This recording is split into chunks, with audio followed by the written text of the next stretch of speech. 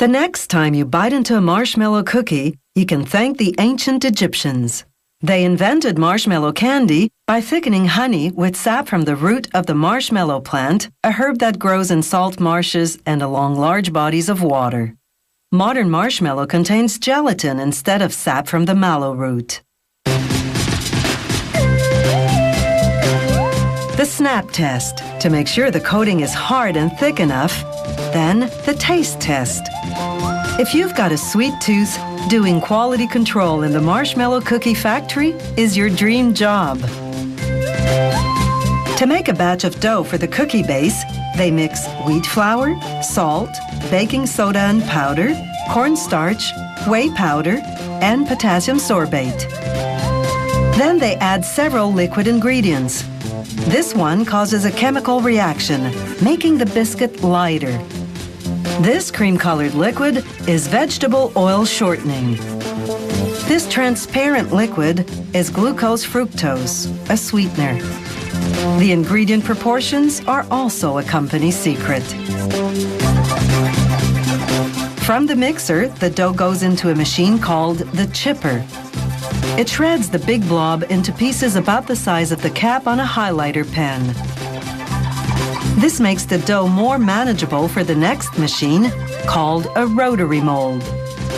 Inside that machine, a large roller flattens the dough pieces, forming them into a dense sheet about 1.5 centimeters thick. It then presses the sheet against another roller, whose surface is a cookie mold. The factory uses the rotary mold machine for many different types of cookies. It simply installs the appropriate roller for the cookie in production. For marshmallow cookie bases, the mold cavities are round.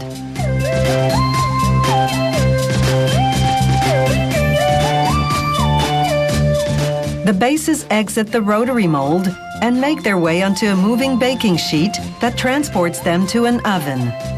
The baking time and temperature are, once again, top secret. The baked cookie bases exit the oven and move onto a conveyor belt that transports them to a cooling area.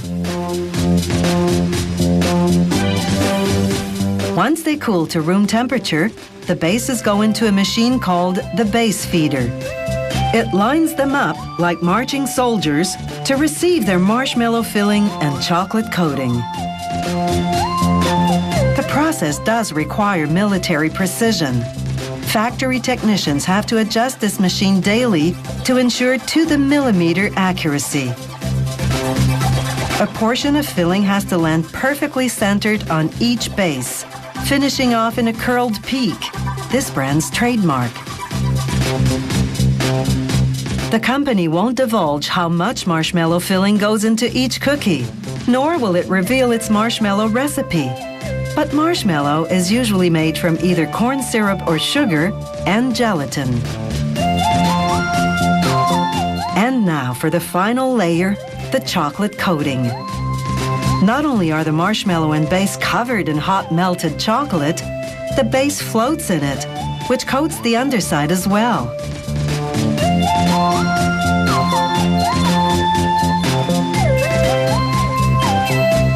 Built-in air jets blow off the excess.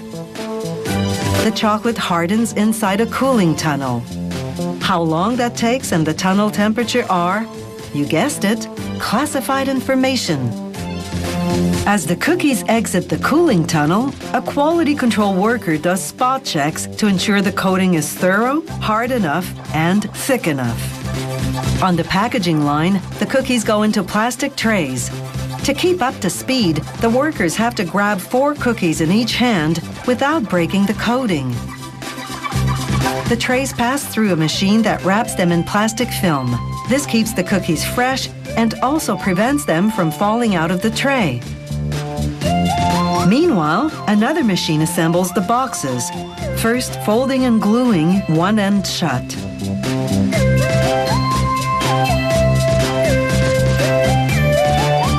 Once workers load the trays, the machine glues the open end closed as well. Then, with the go-ahead from quality control, the box's next stop is the cookie aisle of your local supermarket. Like all cheeses, mozzarella starts from milk. To assure good milk quality, the interior and exterior of tank trucks transporting milk must be washed after being emptied.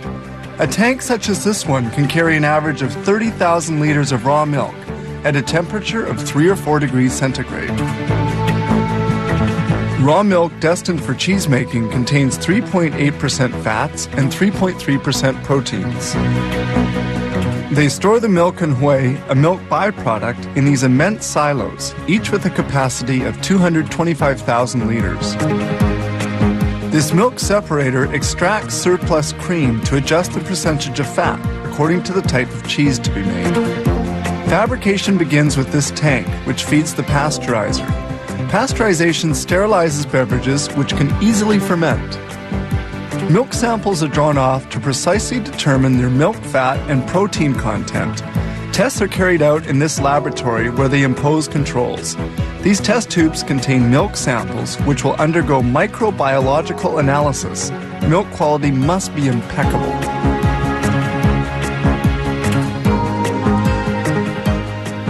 This is a curdler with a 25,000 liter capacity into which milk and other essential ingredients for making mozzarella are introduced, such as the enzyme rennet that curdles the milk. This mix must be well stirred and cooked. The agitators are used to cut the whey into little lumps. This step takes about 30 minutes. The temperature of the tanks depends on the type of cheese they're making. Agitators continue stirring the milk.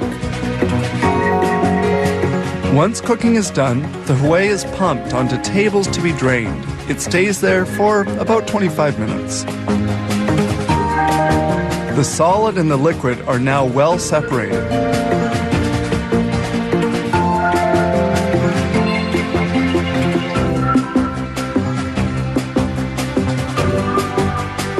The liquid we see draining is called lactose serum. The lactose serum will be concentrated and transformed into milk byproducts.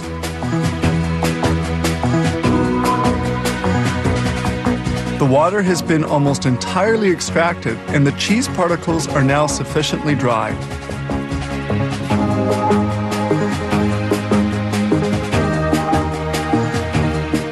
This large automated blade then moves cheese particles towards the next step. That is, toward the molder.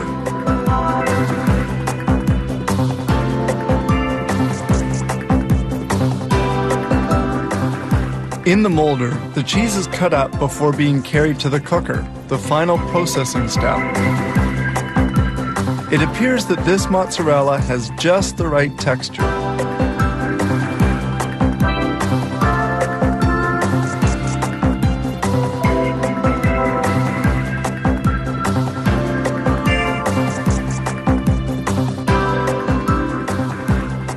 The cheese finally arrives at the molder, which will give it the proper shape. Each mold has a 2.5 kilo capacity and is rectangular. Brine, a salt solution, serves to cool as well as to salt the cheese blocks. The blocks are unmolded and fall into a brine tank.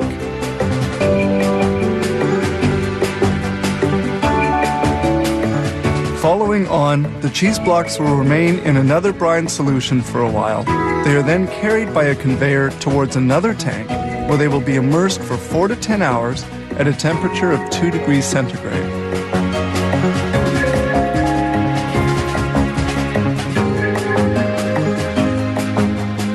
Sprays of brine remove the foam which forms at the surface of the tank. The 30,000 liters of milk that we saw coming in by truck at the beginning have enabled them to produce some 1,400 blocks of cheese in only 8 to 12 hours. The cheese blocks are finally vacuum packed, ready for shipment.